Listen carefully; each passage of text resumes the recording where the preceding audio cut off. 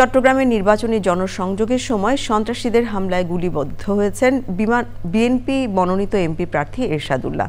গুলিতে সারওয়ার হোসেন ওরফে বাবলা নামে এক কর্মী নিহত হয়েছেন। বুধবার বিকেলে এই হামলার ঘটনা ঘটে। এরশাদুল্লাহ চট্টগ্রাম ৮ আসনে বিএনপির প্রার্থী ও নগর বিএনপির আহ্বায়ক। চট্টগ্রাম থেকে চৌধুরী ফরিদের পাঠানো তথ্য ও ভিডিও চিত্রে সুব্রত গাইনের রিপোর্ট। বুধবার বিকেলে চট্টগ্রাম নগরীর বায়োজিৎ বোস্তামি থানার চালিতাতলী এলাকায় জনসংযোগে যান বিএনপির এমপি প্রার্থী এরশাদুল্লাহ। এ সময় সন্ত্রাসীরা গুলিবর্ষণ করলে এরশাদুল্লাহ, সরোয়ার ও শান্ত নামে ৩ জন গুলিবিদ্ধ হন। পরে হাসপাতালে চিকিৎসাধীন অবস্থায় সরোয়ার মারা যান। পুলিশ জানায় আধিপত্য বিস্তারকে কেন্দ্র করে হত্যাকাণ্ড হতে পারে। সরোয়ারের বিরুদ্ধে চাঁদাবাজি, অস্ত্র হত্যাসহ 15টি মামলা রয়েছে। এরশাদুল্লাহ সাহেব এদের টার্গেট ছিলেন না। টার্গেট যে ছিল সে মারা গিয়েছে।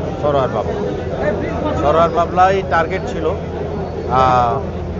কারণ আমরা যেটা শুনলাম যে এর মৃত্যু নিশ্চিত করেছে তারা গুলি করে, এবং এইটা সরোয়ার বাবলার এলাকা ছিল। বিএনপি নেতারা বলেছেন, যারা নির্বাচন পেছাতে চায় এটি তাদের ষড়যন্ত্র।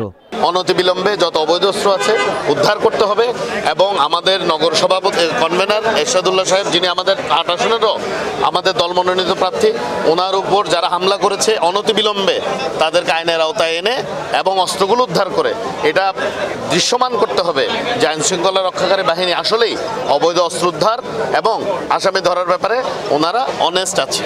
বিএনপির সংসদ সদস্য প্রার্থী এরশাদুল্লাহ চট্টগ্রামের একটি বেসরকারি হাসপাতালে চিকিৎসাধীন। তিনি শঙ্কামুক্ত বলে জানিয়েছেন চিকিৎসকরা। Subrata Gain, channel I.